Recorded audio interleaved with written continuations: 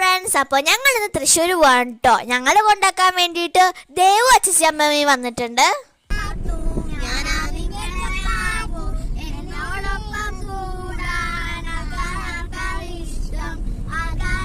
അപ്പൊ ഞങ്ങൾ പാട്ടൊക്കെ പാടി രസിച്ച് ഉല്ലസിച്ചാണ് പോകുന്നത്.